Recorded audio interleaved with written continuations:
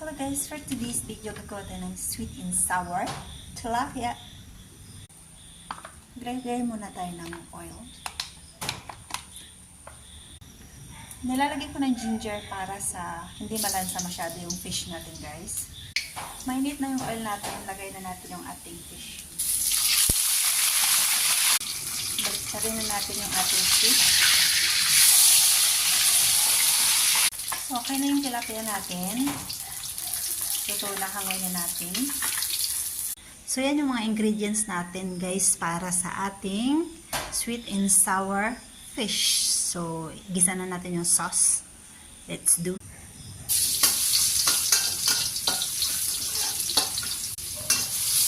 Isunod natin yung carrots. Isunod natin yung ating pineapple chunks. So, yung ano lang muna, yung laman.